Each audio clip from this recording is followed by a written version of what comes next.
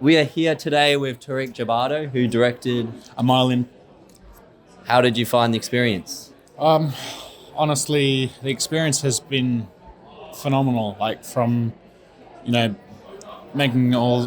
the script from scratch to getting all the actors in and, reading it and reworking it and reworking it. It's been a phenomenal journey. What was the hardest thing you faced on set that pushed you back and you learned from? The hardest thing I found on set is the interruptions with people walking in on set, especially filming in a lot of public spaces like the cafe.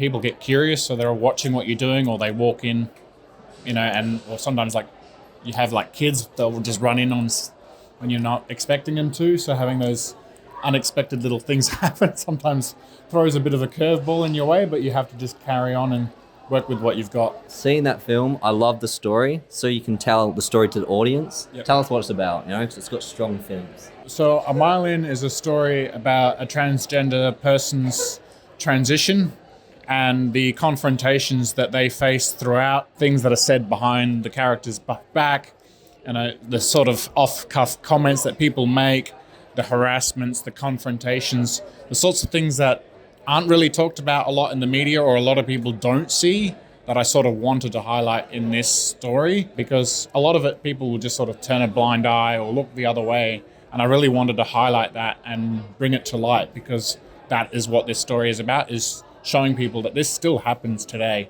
and it still goes on. Very, very powerful story. Now, this is your second time at Get Smart. Correct. Yeah. Did you learn anything from the first one? I definitely learnt a lot from the first time.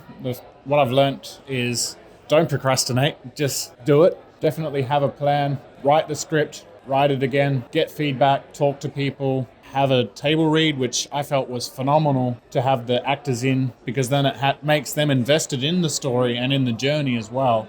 And it brings a more powerful experience to everyone, including the actors. They're more invested in it, so they're more likely to put the best effort out there.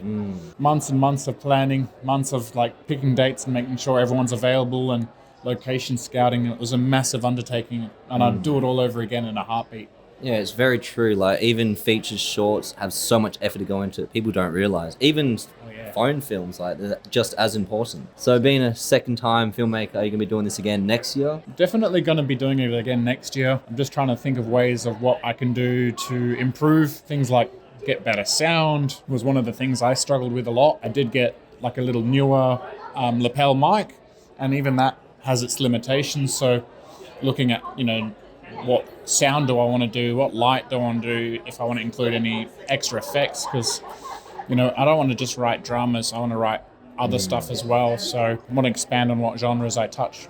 Oh, very awesome. Thank you for your time, Tarek. No Your worries, film was amazing. Thank Keep you it so up. much. See you next year. See you next year.